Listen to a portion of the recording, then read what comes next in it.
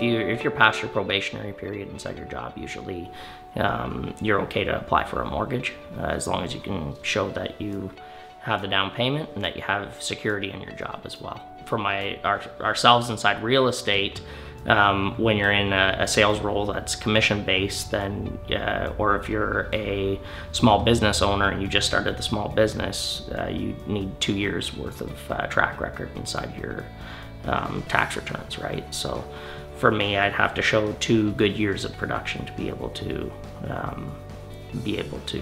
justify what it is that I make. Something that my wife and I took advantage of when we were saving for our first home was using our RSPs. So my dad was in the mortgage business, and he advised us that if you have RSPs, you can use a certain amount of them towards the purchase price if you haven't used RSPs before.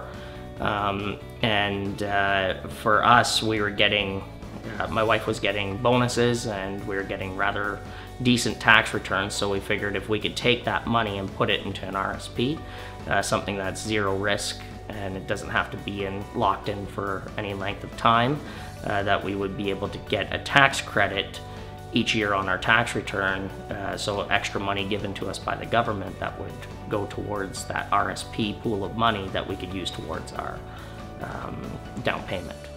I think the limit on the RSPs, I believe it's $25,000, up to $25,000 that you can withdraw from your RSPs towards the first-time home buyers plan. So, and then you pay back that money. So your first year is a grace period, and I believe that it would be a certain percentage of what you pulled out.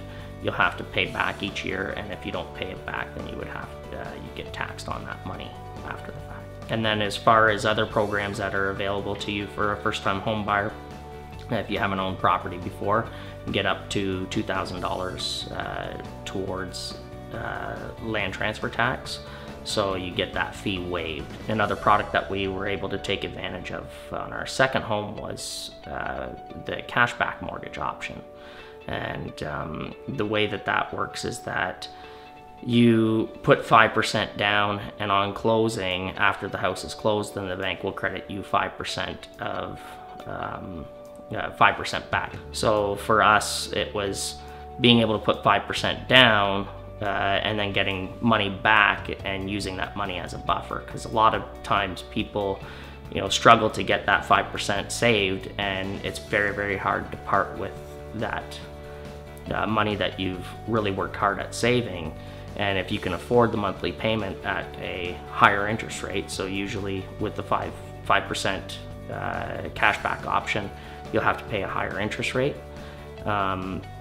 If you're comfortable with that type of a payment, then that might be an option for you.